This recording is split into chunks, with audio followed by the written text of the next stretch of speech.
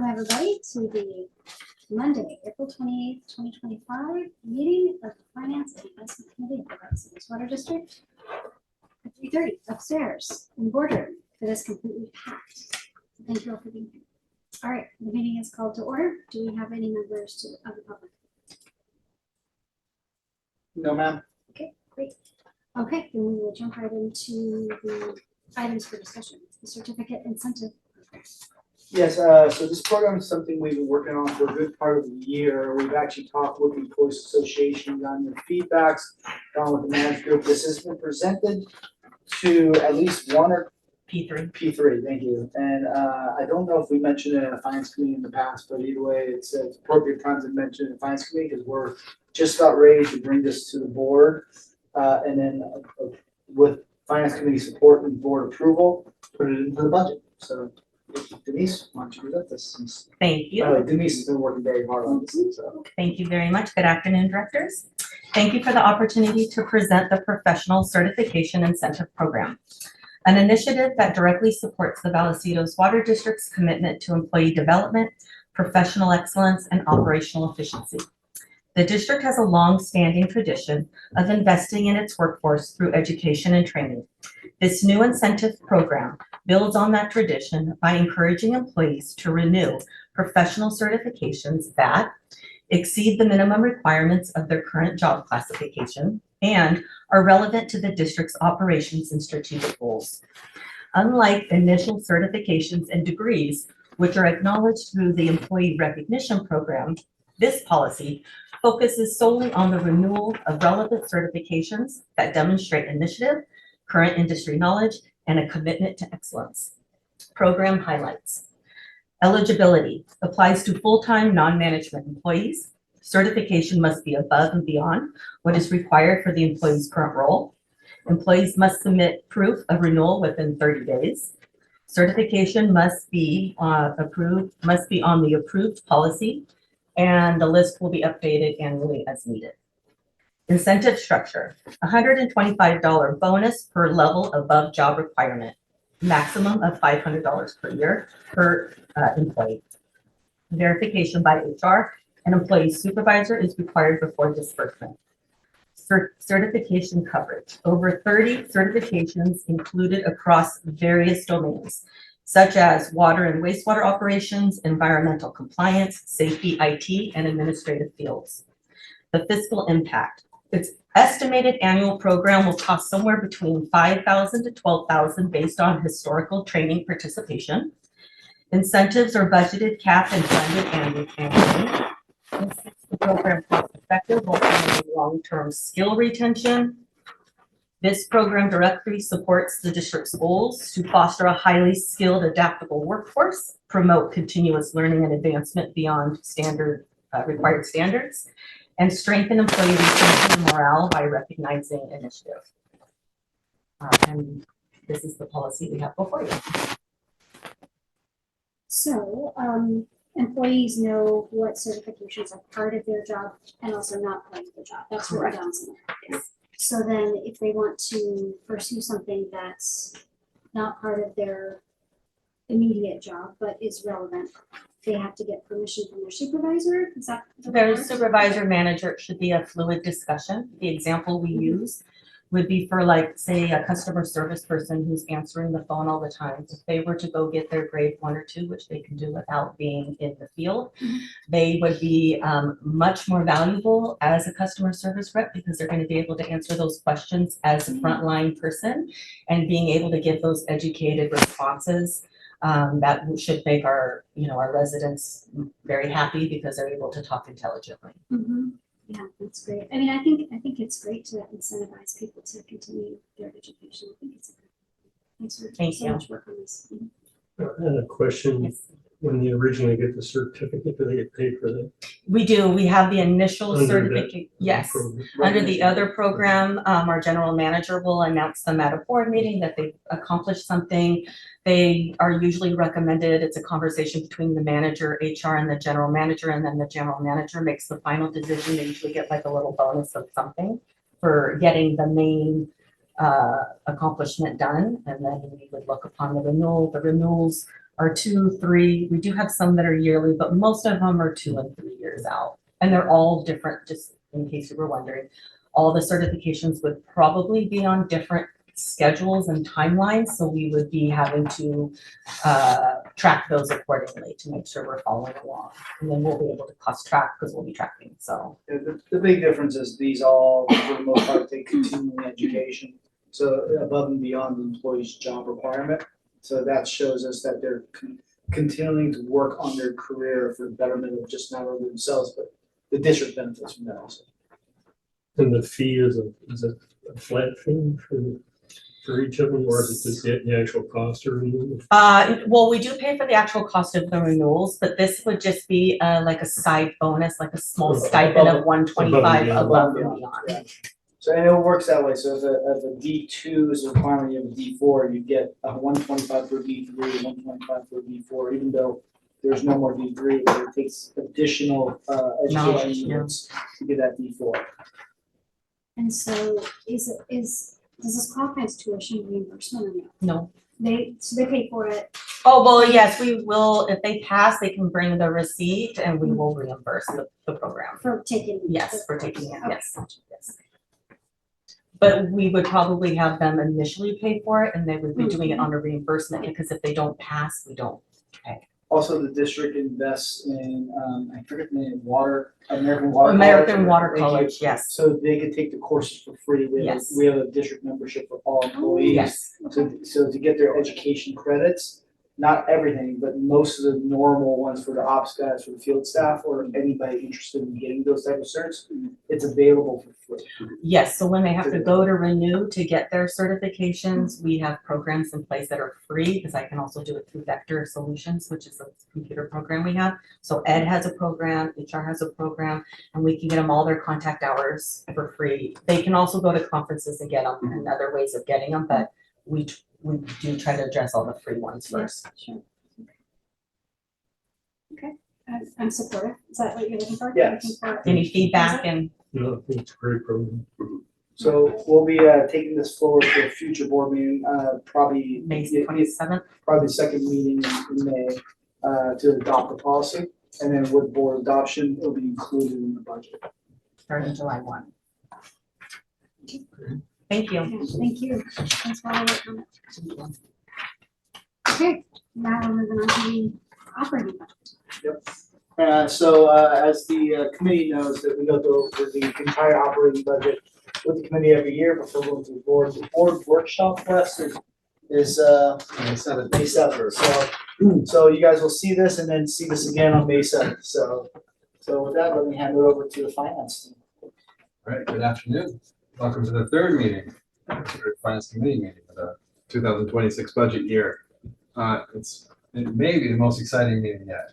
It might, no promises though. They keep getting better and better. It's definitely gonna have a lot, and that's why we have a lot of people here. It's a whole team effort, so everyone's here to answer questions and give you all the information you need. So, I mean, it's gotta be more exciting. Look at all the people here. Just don't overpromise. Under deliver. We're all participants, not just audience, so it's not, it'll be okay. That's the budget party page, Elizabeth. That's what she was talking. You've seen it before, though, right? Pretty exciting, Yeah, yes. we try to change it every 6 to 10 years or so. That's what creativity allows for. It's like an automotive cycle refresh. So the agenda for today, first we're going to go over the background and progress updates. That's just going to go over the budget calendar, what we've done so far. Then we'll go over the operating budget changes, and then after that, we've got a special treat with the water purchases and sales that Mike will be presenting. Then we'll talk about the preliminary salaries and benefits, and then Jody will present the capital budget requests, and then we'll talk about the next steps in the budget process for this year. So in February, we updated the budget with the actual numbers from the audit, and then the individual departments submitted their department request for materials and services. And then on February 11th, we had our first finance committee meeting. We went over the budget calendar and the budget versus actual for the last 5 years. In March, we put the requests into the budget. We started working on the current fiscal year projection for 25. And then we started working on the future personnel and payroll estimates, and as well as the debt service forecasts. And then March 18th, we had our second finance committee meeting. And that meeting, we went over the operating budget requests, and we had a big crowd, but not this big. And we talked about any board-related questions. And now in April, we've actually incorporated all of that into the operating budget. We've also received the CIP request, and we started working on preliminary salaries and benefits. And we've done some revising and refining, and we're going to see some of that today. And today's meeting, we will be talking about the capital budget requests, and keep in mind these are the first pass of the CIP request. We still got a lot of work to do on that, so this will by no means be the final numbers for CIP, but we'd like to include you in the process for the the whole thing. And then we'll be looking at preliminary salaries and benefits. We've done quite a bit of work on that. We're almost at the draft budget process, so there shouldn't be too many changes after today's meeting for preliminary salaries and benefits. And there actually has been one change since the information I sent you back in early April. And then we'll go over the operating budget changes. And then, as I mentioned, we'll talk about the water cost estimates and revenue requirements. So with that, on to the operating budget changes. A lot of numbers, hopefully not too many. Eric and his team did a great job going through all the requests and looking for areas where we could cut and save and anything we could possibly postpone. And we have $86,000 in total in savings that have been identified. Of those, 11 are for water operating budget numbers, and they're $71,000. And 6 are in the sewer operating budget for $15,000. Unfortunately, as we were going through this too, and you'll notice actually the first item on the list there, the calibration tool for transmitters, is one of the items we found in the last finance committee meeting as we were talking with it, and said maybe that should be a CIP. And while it won't necessarily be a straight operating budget savings, it will be a savings because we'll be capitalizing and depreciating over its life. So it'll be recognized over time. It'll just be slower. But unfortunately, as we went through this and since the last meeting, the things we found haven't all been savings. We also found a couple of things that are going to result in increases. And one of those is an email from SDG&E telling us that the operating of the power costs are going to go up by approximately 12%. And Mike did a lot of good work on this, going through and then revising it. And estimated power costs are going to increase by $70,000 for this year based on that model. And then secondly, there was a manhole removal when we got the CIP request that we determined wasn't going to be a CIP. It's not going to create an asset. It's actually just removing a manhole. But we do have to remove it. So that's going to be cost to us. It'll be operating budget costs. So increase our operating budget by $35,000. I'm sorry, removing one manhole costs $35,000. I'll point right over there and say yes. Can you please explain? Well, there's time and labor for the staff. There's going to be material to dig down, remove all the manhole, plug it. That manhole has a lot of water intrusion as well. So it's going to be, we're going to have to cap all of that off coming into the manhole. And then once it's removed, then there's going to be all the paving costs on top of that. So it will be. Yeah, that's actually not expensive, to be honest. We had a contractor come out and do it. It'd be higher than 50,000 because just the paving itself. Usually, It's gonna be, it's gonna be $5,000 to $10,000 for paving. Neighborhood I is think that that's Where is It- It's actually over here in Industrial Park, right off of Linda Vista. Back many years ago, it was connected to another sewer main, but since then things have been realigned, and now it's really just a dead end manhole, and there's no lines coming into it, and there's no connections on the pipe before either. And so, like I said, there's a lot of water intrusion, and those are coming from the capped plugs from the lines that used to come into it. So we absolutely need to get rid of it because the amount of water it's staggering. If there's opportunity for a field trip for board members to see that, that sounds really interesting. I'd love to see that. Yeah, and I mean, how deep's the manhole roughly? Oh, I don't have. So our shallow manhole, shallow sewers are at least 8 feet deep. So this is not this is a fairly decent sized hole.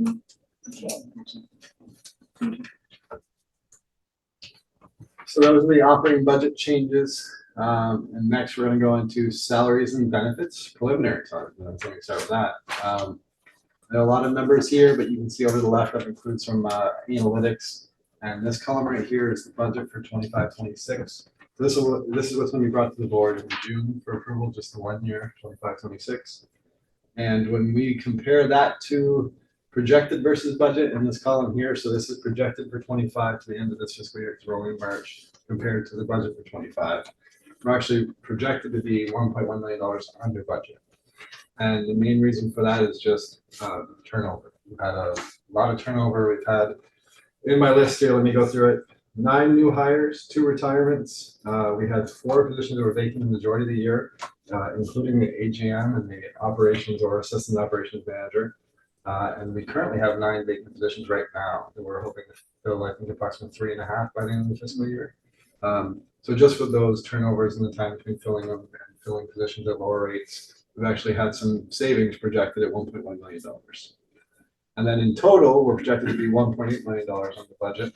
And that's just because a lot of the things you'll see here, PERS, group insurance, social security, are linked directly to salaries. So PERS is the percentage of salaries, group insurance, if you don't have a person there, you don't pay insurance.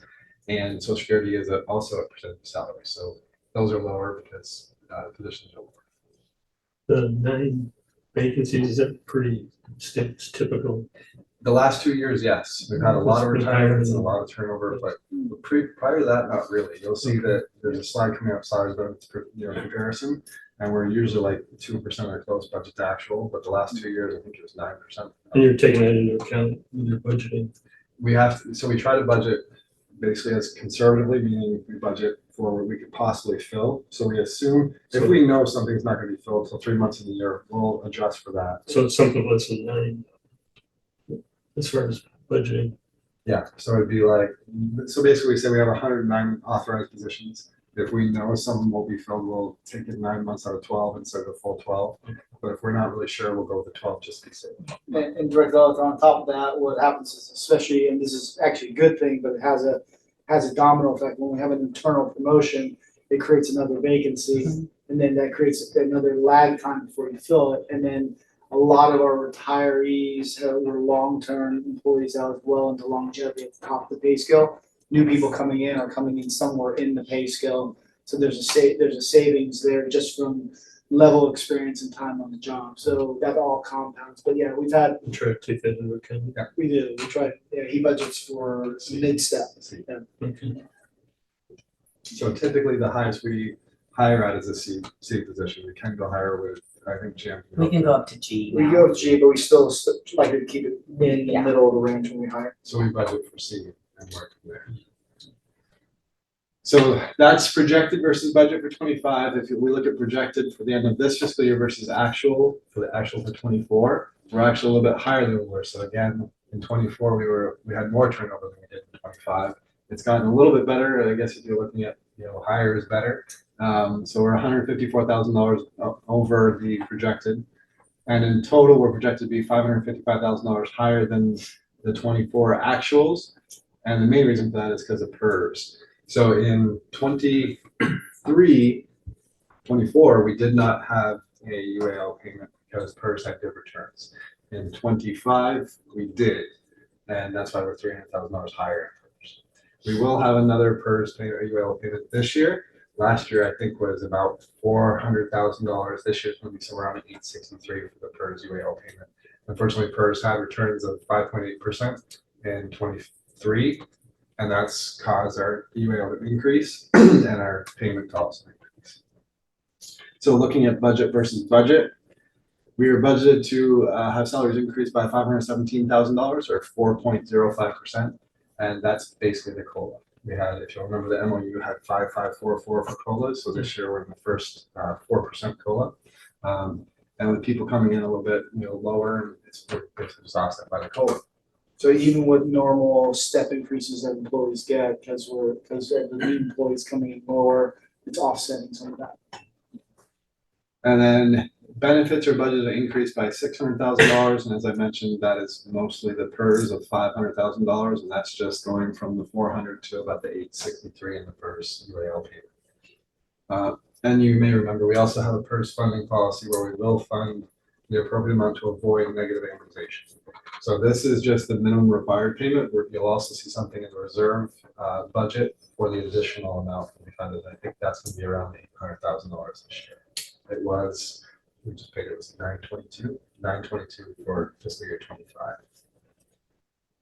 So in total, salaries and benefits are budgeted to increase by $1.1 million or 5.77%.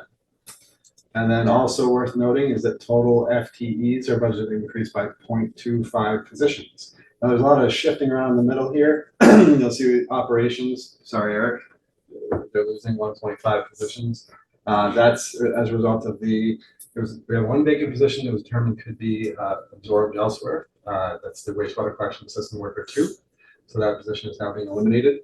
And I think it's the operations maintenance contract coordinator position is going to be transferred to the finance department, and half the duty will remain in operations as an operations maintenance assistant. So 1.5 gone from operations. You can see the one in finance. Oops, let's go back. The one in finance is that operations maintenance contract coordinator. And then engineering has got a part-time position that'll be increasing to full-time. And finally, the big difference is the 0.25, which is the conservation. It's BC Road position is going from 0.75 to a full-time. So those are the requested reclassifications that you'll see on your personnel page as part of the draft budget. And it will be talked about more at the next meeting. And Lisa's retirement. Yeah, we don't know the month exactly. Probably she basically verbally said December sometime. So we know it's happening, and so we figured we might as well put it in the budget. So the contract, the operations contract position's gonna be half operations, half finance. It's gonna have 2 bosses. No. It's gonna. We're gonna share. That's our person. Yeah. Eric's getting administrative Gotta help. help. Administrative help, and then we're centralizing our purchasing in finance. We're purchasing in contracts. We're gonna be like tug of war. Yeah, that's hard. Never good to have 2 bosses. Yeah. But Wes said. I don't have 2 bosses, I have 5. So it's okay. 5's okay. All right, so that's the preliminary salaries and benefits, and now I want to go into the historical salaries and benefits. This is budget versus actual salaries and benefits for the last 5 years. This is my colorful slide. You can see the bottom of the salaries, and at the top are the benefits. The red and yellow are the budget, blue and green are the actuals. And the purpose of the slide is just to show that, over the years, by scrutinizing positions as they become vacant, they'll keep salaries and benefits very steady over the last 5 years. And we've even realized savings and budget to actual.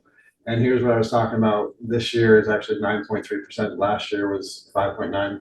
Prior to that, we've been pretty close budget to actual because we haven't had the turnover and vacancy, as many turnover and vacancies as we've had recently.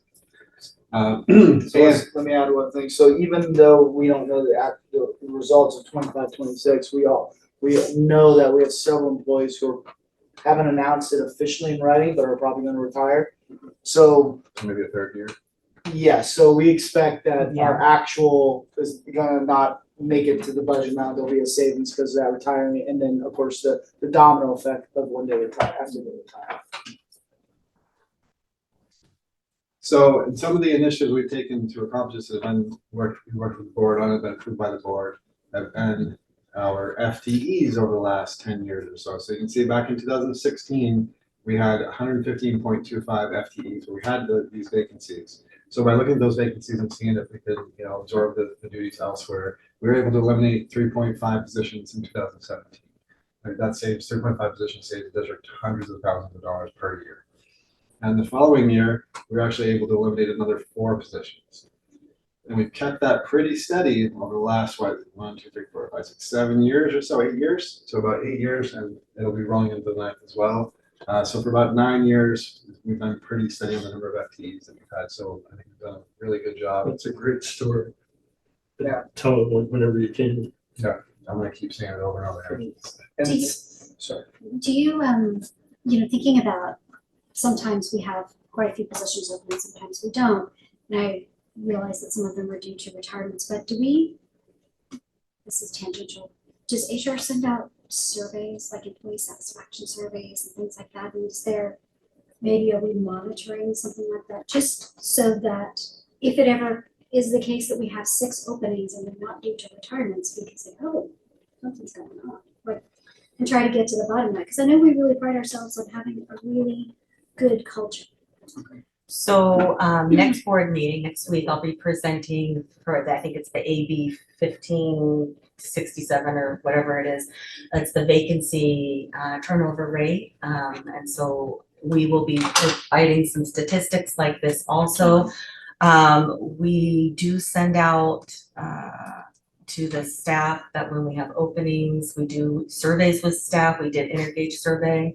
So we find out how, you know, we take the temperature of all the staff and how they're feeling within their department, within the district.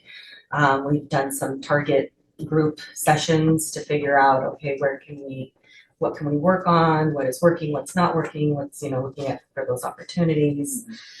Is that what you're asking? Yeah, just, Yeah. you know, I would like to just make sure that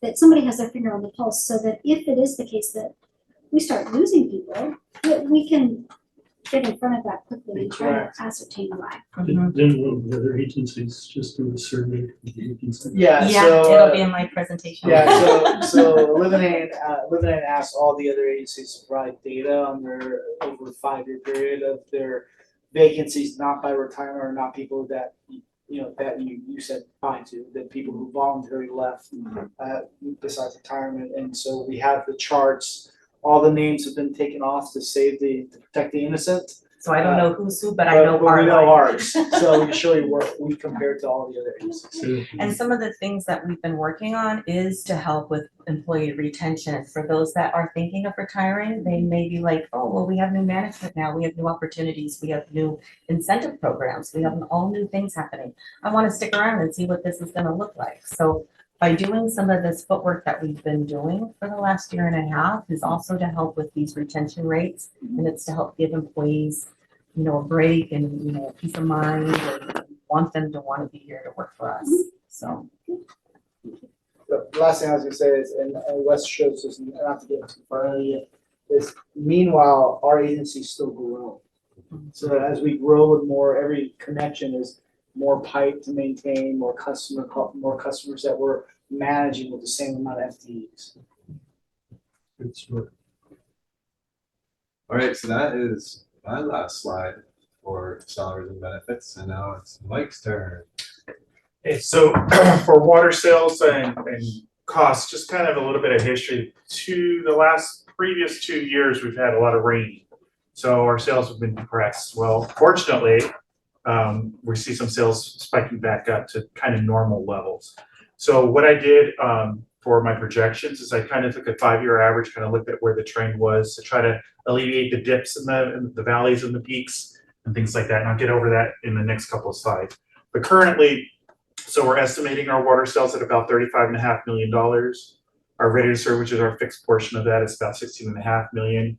And our pumping charge, if you remember, we went back a couple of years ago and we redid the pump zone rates to try to recover 95% of our electrical costs.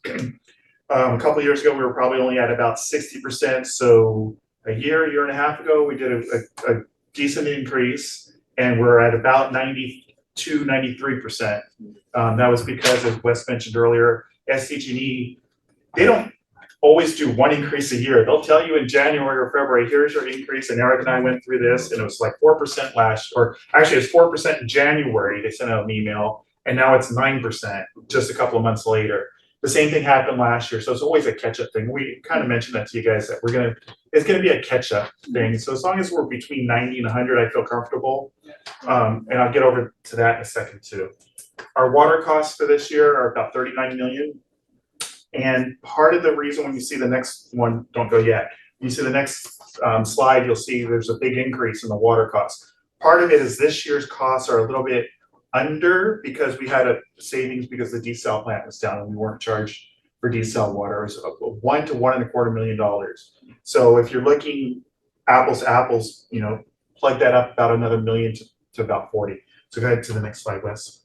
So for this year, I was just looking, I got lots of articles, San Diego Union Tribune and things like that about the rate increases coming on. And you guys probably, who's on you're on the water authority board. So, I mean, we've talked about this before too. They'll throw out a number and then a month later it changes and then a month later it changes.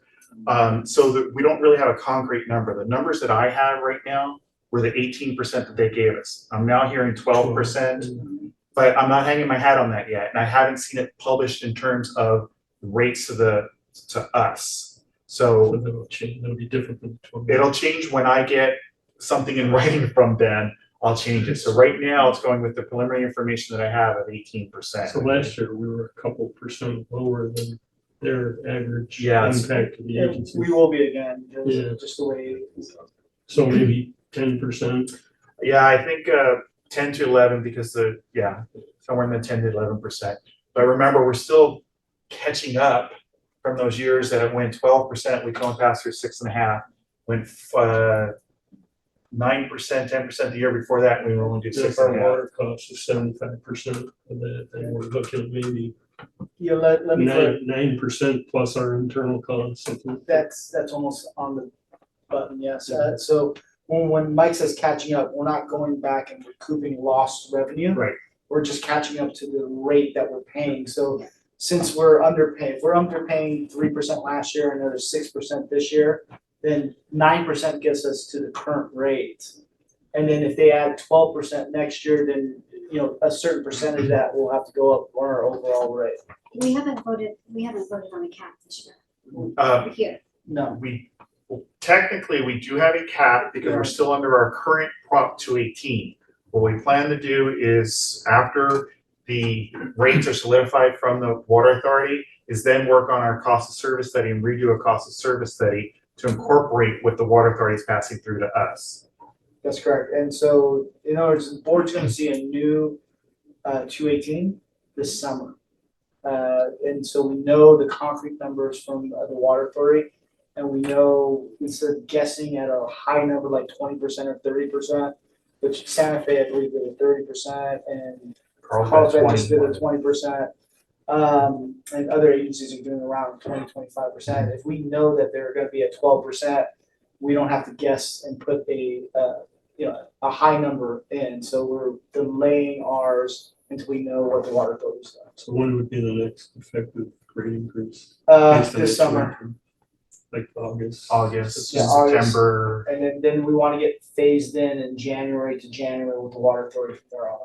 So we got 2 within 6 months. Yeah. So in 6 months. It'll probably still be less than 20%.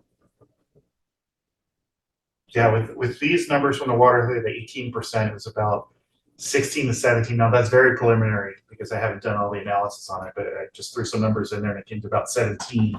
So if they come down 5-6%, 75% of that would be about 4% less. So all those will get rolled in. Yeah, and like James mentioned, originally the plan was to do the cost of service study with the budget, but then you're doing with arbitrary numbers from the water authority that we don't know, and it didn't make sense to do that. So We have to do a cost of service. That's part of our process. we have to, By- yes. By law. Yeah, in order to change the rates different from what's already in the current Prop 218. The 218 requires it. That's our nexus. Oh, so I didn't go over the current numbers. So water sales then, part of that is, most of that is the rate increase of, and I think I said it was about 16% of it was rate increase. This year, we're projected to sell about 13,800 acre feet. When it was wet, it was about 12,500. So we're almost 10% above where we were, which is good news for us in terms of bringing in the revenue. I'm so surprised. It's been so rainy this year. Not as rainy as the January, February, March of 24 and 23. Period was really dry. That was the atmospheric river. Yeah. I mean, not this year, but the 2 previous years, my irrigation system was off for about 2 months straight. Yeah, so we saw about a 10% bounce back, which is a norm of that 5-year average that I talked about. Water cost, again, I mentioned it was the original 18% from the water authority plus, and we'll get onto it in the next slide, plus desal. So let's go ahead to the next slide. So here's the cost breakdown that I show all the time. Go one more slide, I'll just circle the 14.7. Oops. So the 14,700, that's how much water we're projected to buy. We're gonna sell about 14,000 of it. The other 700 is non-revenue water. However, we have the contracts with the desal of 3,500 acre feet. I put our contracts up first, and then a contract with OMWD to purchase their wall water, that they would treat it at a 20% discount. And then the remaining water is from the water authority, including any additional desal from an agreement from 2-3 years ago. So our cost per acre foot, the desal is still our most expensive water. It has been narrowing a little bit. It's almost $4,000 per acre foot. Our OMWD water with that 20% treatment discount is almost $2,100 per acre foot. And our water authority water, and again, this is those preliminary rates that we talked about, almost $2,200 per acre foot. So if you just A times B, come up with the cost, our total commodity cost is almost $38 million. And then the fixed component of their costs are about $8 million. If you recall, last year we talked about the transportation, I believe, that they're moving a lot of money between commodity and fixed. And they're planning to do that again. So our current Prop 218, that's part of the reason why it doesn't work for us too. It's because the water authority moved all these things around. So we're keeping an eye on that as well. But the new Prop 218 will make sure to write it in such a way that we're not harmed if they move a big chunk of money from commodity to fixed or vice versa. And I know that I've asked this before, and I apologize. Tell me what would be a type of fixed cost? So fixed costs would be their storage, their transfer, storage, infrastructure access charge, transportation, emergency storage. The emergency storage project, the ESP project is. So they moved, they essentially increased their fixed cost by almost 30% in one category because they moved it off a commodity. But our 218 locks us in at a certain percentage, but that's based on the old schedules. So when they change their schedule, basically it blows our 218 out of the water. It's one of the reasons we have to have a cost of service study and a new 218. So that brings our total water cost to about almost $46 million. And then we talked about that. The next slide, I think the next slide is the pump zone. So we talked about the 12% increase, around the 12% increase for SDG pass-through costs. So it just basically gets applied to each of our 9 active pump zones. So the current rates is the first and fourth column. It shows our current rates per pump zone. And each one is different. It's based on the elevation, right? So the lowest elevation, I believe, is the Meadowlark, and the highest elevation is Double Peak, which is the bottom 2 on there. So you'll see the cost for Meadowlark is 22 cents per acre, 22 cents per unit of water, and Double Peaks is about $1.32. So applying that as percentages from SDG&E, we get an increase of about 3 to 16 cents per unit of water. That will keep us within that 95% recovery rate. Reminder, it's almost a year behind delay because we're always catching up with SDG&E.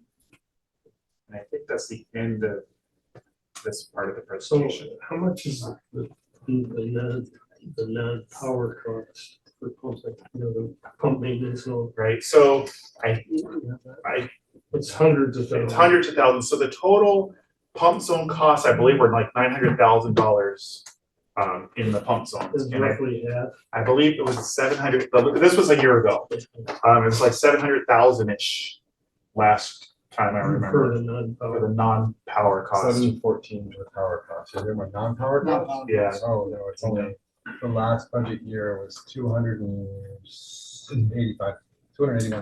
And I don't think that includes like CIP. Yeah, that and doesn't some other include pump things. replacement and equipment material replacement because we capitalize that. That's I'm just curious as to how much is 95% of that? And Right. the non-pump zone, the base zone is subsidizing that for the pump zones. I'm just wondering on a typical monthly bill, Yeah. what's that equate to?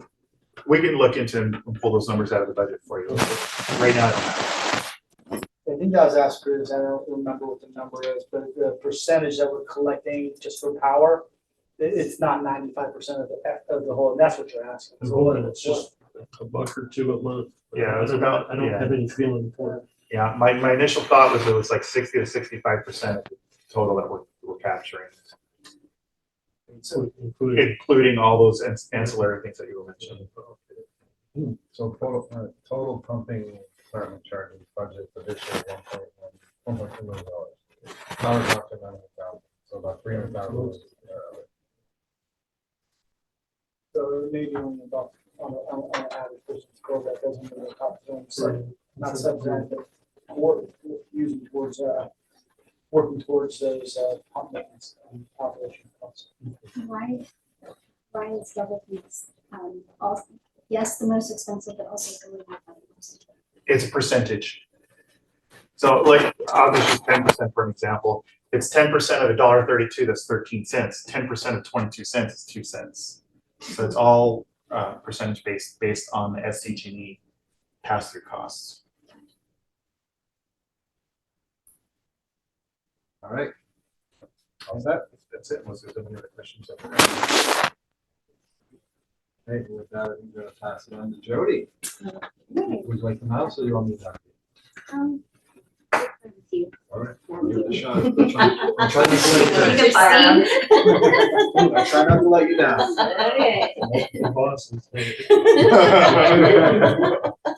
Okay, so this slide goes over some background information. Every project has its own summary page. And this is an example of one of those pages. There are around 75 of these pages in the budget document, which are all rolled up into a CIP master list. So at the very top is the project title. There is a description, describes the project and why it's needed. Project manager and the project number are provided. And then on the right is the department requesting the project and the funding sources for that project. There are comments that provide more detailed information about the project, about what the project is going to accomplish. Project spending plan includes previous spending on the project and what the subsequent 5-year and thereafter spending plan is projected to be for an overall 10-year spending plan projection. Estimated project timeline is included. It shows when the project was approved, and when each phase will be started and finished, and finally when the project is projected to be completed. What's the total? Is it 8.4? 8.4, yes. And then on the next slide, this is the comprehensive project list, which is an index of all capital projects. It's been separated into 4 sections for presentation purposes, but the entire list is divided into 2 categories of projects: carryover projects and new projects. So starting with carryover projects, which are projects that were budgeted for in prior years and have not been completed yet. You can see that the project page on the previous slide is listed here and references page 42. This is a page of the budget document where you will find the project summary information for this project. Capital project budget amounts shown here. Yes, the $152.7 million amount being carried over is the total project budget plus any budget adjustments to date. And then March actual project expense totals were used to project out 3 more months, which so this $27.8 million projected now that will be spent on these projects in total as of 6/30/2025. The $125.9 million amount, which is the difference between those 2 amounts, is carried forward, the carry forward budget amount to be spent in future years. And there's a total of $12.7 million in new requests, which include any adjustments and costs to those projects. So any negative amount could mean that the project scope has been adjusted down. The 3 larger new requests are to increase the land outflow parallel sewer section project by $2.6 million, the Twin Oaks Valley Road Sewer Improvement Phase 1 project by $5.4 million, and the Fleet Electrification project by approximately $3 million. And then on the next slide, continuing on with the carryover projects, this portion of the list shows the future spending plan on the far right. The board will be asked only to approve 1 year of capital project spending for fiscal year 25-26 only, which totals at $35.9 million. And the 5 larger projects are the chlorine contact tank expansion, OTL lift station, SCADA remote site upgrades, Tres Amigos waterline replacement phase 1, and the MRF conversion to sodium hypochlorite projects. Elizabeth, can I answer any questions you have about those specific projects or any other projects on your list? Big ones. Yeah, and the board may recall, for example, some of those projects have grant funding associated. The grant funding amount that we're getting is not reflected in these numbers. They come in the budget at a different spot. So these are the total budget expenditures, because we have to pay the full amount of Right, and you get reimbursed like 3/4. 25%. Oh. I wish. That 5 million, that 5 million does sound good as a number, but 25%. Yeah. And some of those big numbers that Jody's showing there in the next, that are hitting this fiscal year, those 3 projects, they're in construction. So they're happening. So I know you asked the question, is it realistic? Yeah, those are. That wasn't what I was looking Oh. at. You may have asked that question before, so I I'm was. sick of asking There are new questions out there. it. My question is, how much is asset management actively providing input into this? development project? Yeah, we've scaled back some of the costs that we're actively going out and doing like condition assessments and stuff, just because budgets, we're trying to be, a little tighter on the costs. This is really going to drive future discussions.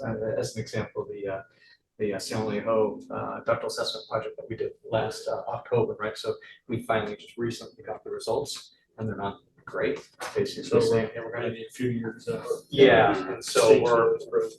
we're reviewing those costs. Those are going to be future CIPs. So the decisions of why we're doing these projects, they were based on asset managers' decisions, right? I don't know, 5-7 years ago, right? Because it takes so long to design and create and finally actually build a project, as you know. So.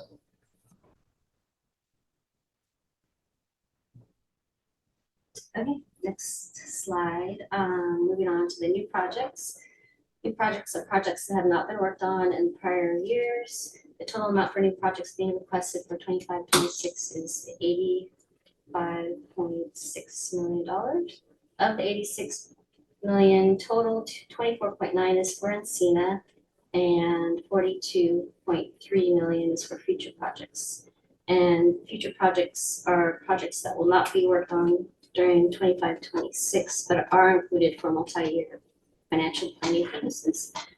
And included in the budget document for future projects is a summary page which lists all the projects that make up this future project total.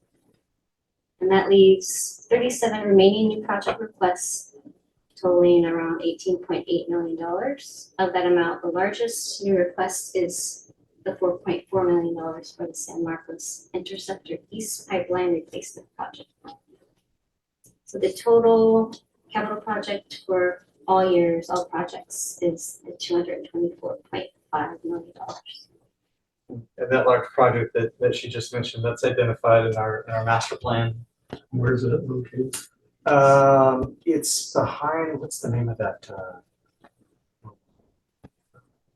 Park, I can't actually think of the name of it, but it's sort of east of City Hall and kind of that trunk sewer that kind of comes along the creek there behind that mobile home, sort of off of Rancheros, that kind of area over there. Something matter.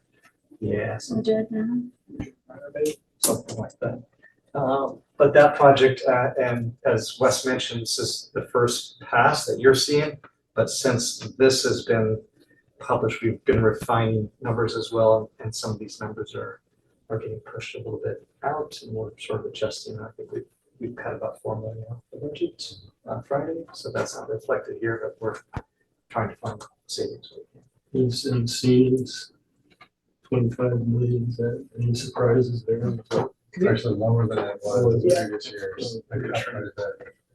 Yeah, their operation costs have gone up significantly, but they cut back on the CIP because they haven't been hitting their CIP marks. But they also had a changeover in staff, so the new staff is still getting up to speed.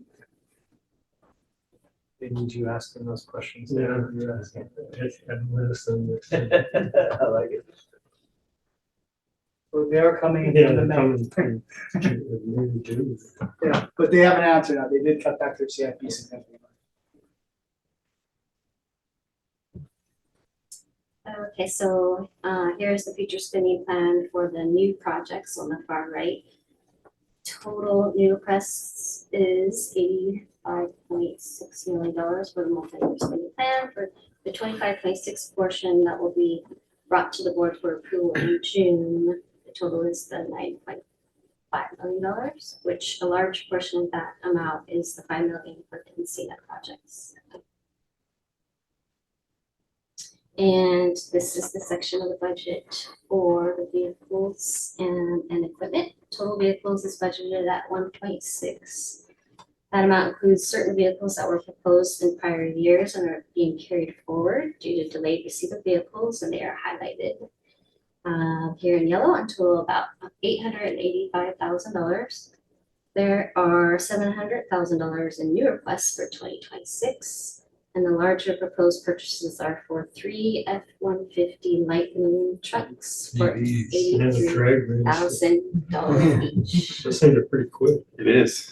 I've heard. He's the only one. So we are getting the pros, but we have to get the max battery pack so that we could go to the gross vehicle weight rating. Correct. So we have more range also on them, so. I propose that that's another.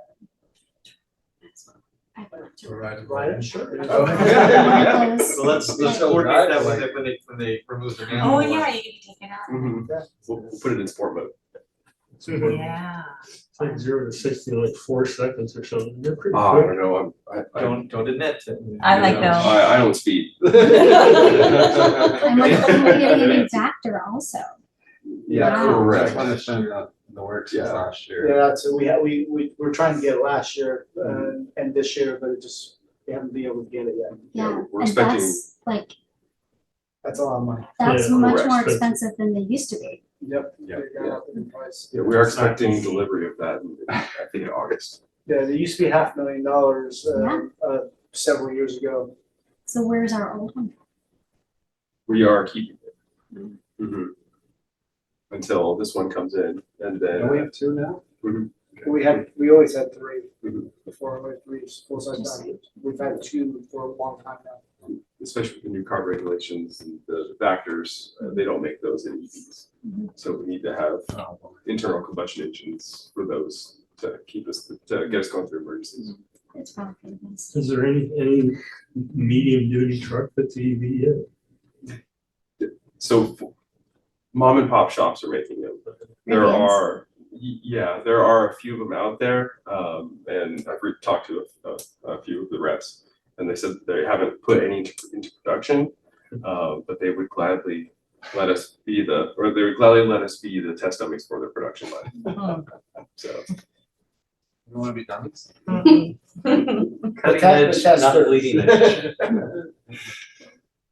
So yeah, the EVs meet because of the weight of the battery, they meet the requirement, but they don't have the capabilities or the storage or the towing for what we need for, especially for towing out equipment. So, And isn't there a requirement now if we get anything over an F-250, we have to have a purchase with it? Is that the? Correct.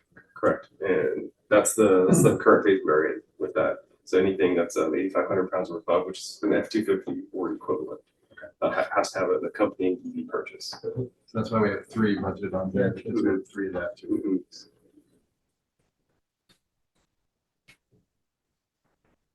All right, Okay, so next slide is for facilities and equipment. There is that $20,000 for the calibration tool for transmitters.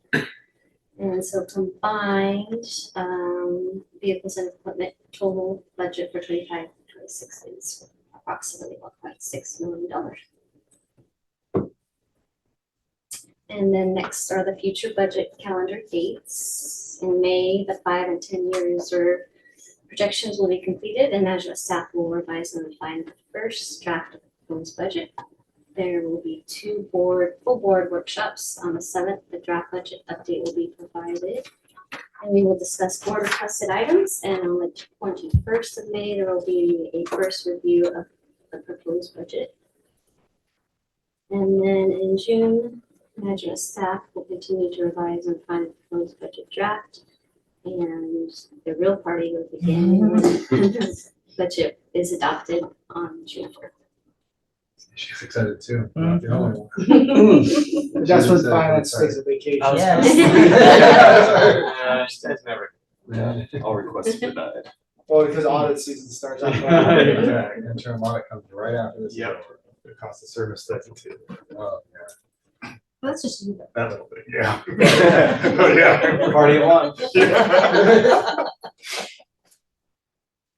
all right. Great work, everybody. That's a lot. Yeah. Thank you for explaining it every year. Thank you for continuing to explain. It's not easy. It's not easy to get around. You put it on the slides and you explain how it all rolls up. It makes sense, but then when you're looking at it, you're like, where does this go? Yeah, and we are continuing within the budget, it's in the budget where we're getting grants or the Empower Your Drive program for the EV. So those efforts are continuing, but we have to budget the full amount and try and get those grants in the back. Mhm. Yeah, well, I think we should plan conservatively, and that way it's a surprise if we. And then we go look at infrastructure for all the EVs we're buying too. Yeah, I was gonna ask that, how, what kind of chargers do we need to charge? Ford doesn't have its own charging infrastructure, so are we buying Tesla charging infrastructure, or are we buying like ChargePoint USA or? It will most likely be ChargePoint, because it's such a widely manufactured, and I believe ChargePoint is owned by Allen Bradley, which is a worldwide electronics corporation. So the availability of parts and equipment would be good. But we're in the middle of designing that right now. We have, I think we're about like at 60% working with NV5. We've submitted our application, and the 60% is to SDG, and they're reviewing it.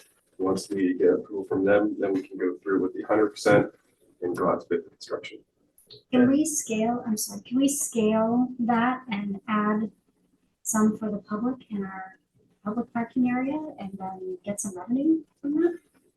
So, well, we are still working with legal on some of those things. I think ChargePoint and other entities would be happy to do it, free of charge for us, and then there's a contract agreement for that. But my understanding is the revenue amount is very small for the district, and it can be power requirement to be put in. However, we're gonna work with SG on what our full fleet needs are first. And then if there's an incremental charge increase for them to put in more power for us, then it may not be worth. So we still don't have all the facts to even really weigh those decisions yet. Because I don't think that there are any 300 kilowatt charging stations around here. Not that I know. Yeah, I was wondering what's the chart in town, time to be for one of those lightnings. They charge slow. Very slow. Yeah. Their onboard charger's not very fast. Yeah, we just had an 80 amp charger put in, and it took 4 hours to get 60 miles of charge. Did 60 miles? Mhm. That doesn't sound right. I mean, I know it's right, but it doesn't sound It doesn't, yeah. It's Right. know. It sounds like we should bring it back. We get it at Costco. You're Uh, be going to the full board for an amendment soon, so the board should be receiving that right to bring Yeah. the project to conclusion. Exactly. Once we hear back from SCG on the cost proposals, then we'll know the direction we're going to take with the 100% designs. Yeah, so the board should expect, looking for an amendment to bring the project to conclusion. will we have an idea of what SGG will reimburse us at that point? Yes. Oh, good. Okay. So that'll be a good meeting then. Wonder how much we spend. I think the reimbursement costs are not as, It's not as robust as not it's. as, yes, robust as it could be, yeah, not as robust as we originally thought. I think a lot of people are taking advantage of it and their funds are. I remember something about their solar panels and they're worn out. Yeah, so actually we're I don't know what. Worn out is a generous term to use. Can we say they're burnt out? So, They just caught on fire. I see what you did there. we've had 2 fires, yeah, so, the, Did we get emails about that? no, so, I did not say anything about that. So, they are end of life, useful life, their production's down, they're delaminating, and some of the connectors are obviously wearing, and Mhm. so we're disconnecting them currently, and then we're looking through insurance, and we're looking through other needs to figure out what to do next. Currently, we're not budgeting anything at this point because we don't have enough information. We'll be coming back to the full board, either through committee or full board, once we know, and make a decision of where we wanna go How forward. old are they? They're 2000, they were installed in 2006, but the Coming on 20 years. the manufactured date of the panels are, the original panels were 2003. Was it do we own them or? was it- We own them. We own Yeah, them. we own them. They're So- insured. So just for clar, I think we're working with Terra Verde right now to do an analysis. So we're looking at, our options as far as if we want to replace them, what we do going forward, including, possibly doing a PPA. And I do think we have some funds budgeted to just work with Terra Verde, not to do anything related to the project. But we did recently say, we got the PPA at Twin Oaks. Is that something we could do here on site? So we're looking at all the options through that. Yeah, Terra Verde said that we could put about a megawatt. About a megawatt. About a megawatt now, because those old panels are 200 or 250s. 200. They're not. They're not compared to what you can put on there now. So there's an opportunity, and if we can find additional savings and makes financial sense, then we're going to be coming back to the board. But right now, we're still gathering information. First thing is we need to keep our employees safe and the Yeah. facilities safe, so we're disconnecting the system. Sorry. Oh, It's listen, pretty hot topic. I was actually gonna prepare an email to the board once I had information. I'm on record. You heard his answer the first time, and the whole time he's talking, he's thinking, oh, I shouldn't have said that. Well, I'm not gonna avoid the question. Okay, thank you for all of this. So we're ready to move on to preliminary salaries and benefits? He actually went through them all. Oh, we went yeah, all- yeah, okay, yeah, great, order. okay. You did all of that. Great, oh, so we're done. Yeah.